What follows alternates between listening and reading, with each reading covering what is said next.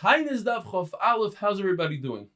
Today's daf has some of the most fascinating stories in all of Shas and tremendous valuable life lessons. First story goes, Rabbi Yochanan and Ilfa, tremendous Talmid Chacham, were learning Torah, and they were very, very poor. They didn't have parnasa, and they decided. It says in the pasuk, Lo yeh b'cha evyon, you have a chiyuv to make sure that you are not poor. So they went to work.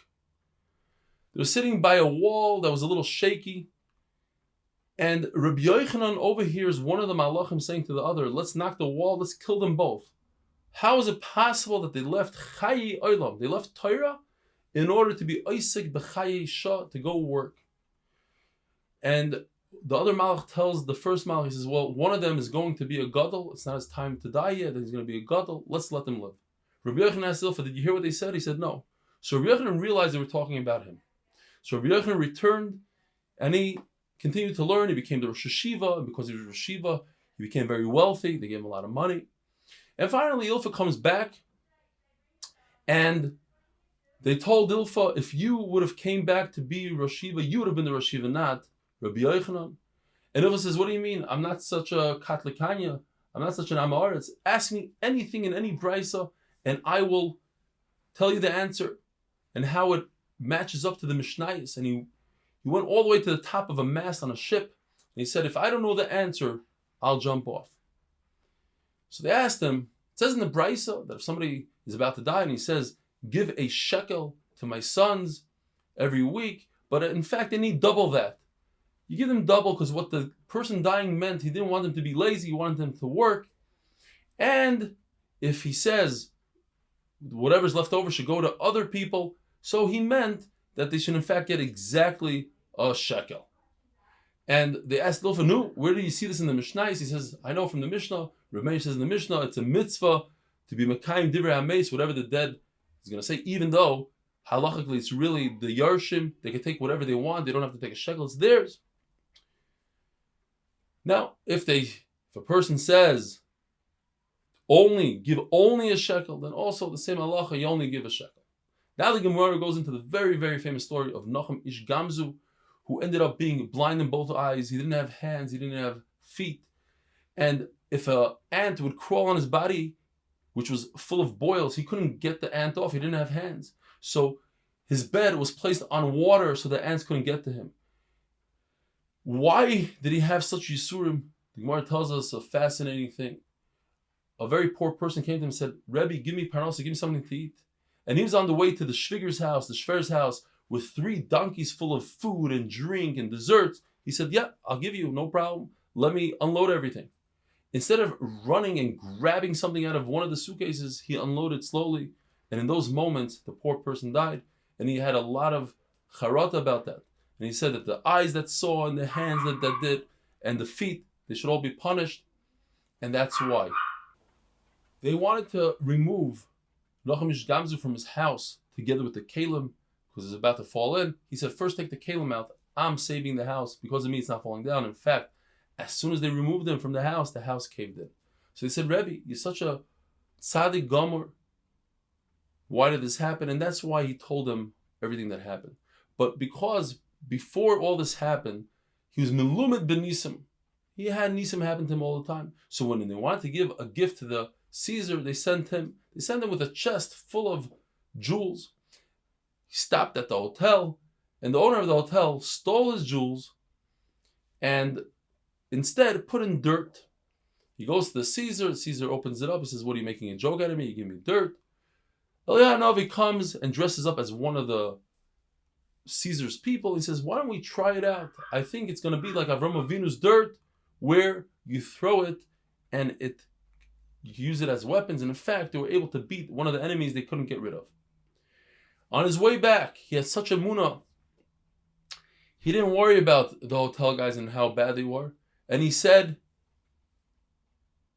they asked him, where did you get all these jewels? He said, the same thing I brought to the king, this dirt.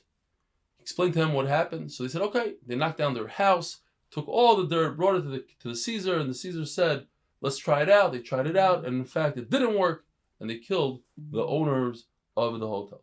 Nochum Ish Gamzu, when the Caesar opened up the chest and found that it's dirt, the first thing he said was, Gam Zula Toiva.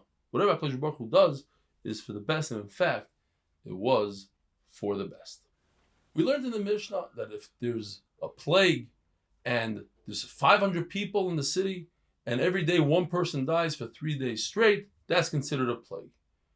And it's all relative. There's 1,500, so it's 3 a day for 3 days. If the people die in 1 day, according to the Brisa, that's not considered a plague. According to Nochum Aber Families, it is considered a plague. Nochum Aber Yitzchak said that it's like Reb Meir.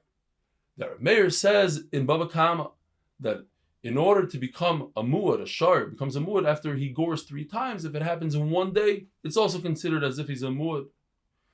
And he also said, that is Rav Nachman Bar Yitzchak, he says that the place where a person sits, let's say in shul, or the place he lives, doesn't make the person. It's the person himself that makes something chashuv. And we learned this from Har Sinai, from the Shechina. As long as the Shechina was on Har Sinai, it was Kaddish. As soon as the Shechina left, no longer. The same thing in Oil Maid. And then he also said it's better that somebody who is not that his father is not as chashuv like himself. His father was Yitzchak.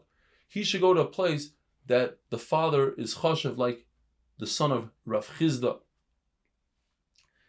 The Gemara tells us that in Rav's neighborhood, although there's a plague everywhere, the plague didn't reach that neighborhood. And it wasn't because of the schusim of Rav. Of course, Rav could have had the schusim, but we didn't need to come on to Rav. It was because of a simple Jew who used to lend out his shovel so they could use it for the Kfura and the Beis HaKfaras, and Mida Keneged Mida, they didn't bury those people from the plague.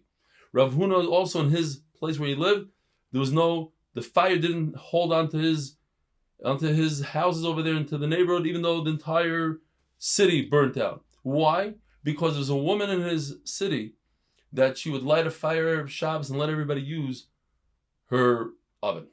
Rav Yehuda says you have to make a taanis when the locust comes in, even though they come in without suitcases, so to speak. They're about to eat your food. It's going to be a problem. Let's dive in right now. Let's make a taanis now. And when there's a plague by the pigs, you also have to make a taanis because human beings could be infected from it, and their innards are similar to human beings' innards, and that's why we have to be concerned, and we make a taanis. Shmuel says if there are shayaros, there are caravans going from one place to another place in Chutz La'aretz, so if there's a plague in one place, you should fast in the other place.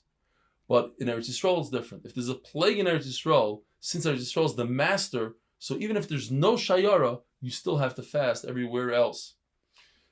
Min Hashamayim, they used to say hello to Abu Umana every single day. And the reason is, the Gemara says, because he used to be a bloodletter, and he made sure that the men and women were separate, and when he let blood from women, he wouldn't see their skin. He was makbid on tznius.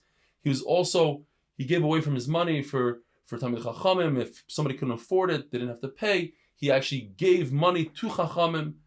Abaya would get regards from Shamayim only on Erev Shabbos, but he sent to see who's this Abu Mana, and the Talmid Chachamim that stayed by him received nice blankets, and they took the blankets and they checked them out and they said, how much is this worth? It's a whole long story where Abu Mana said, I thought that you did take my blankets, but I thought you needed it for ransom, and therefore I'm giving it to Hegdish.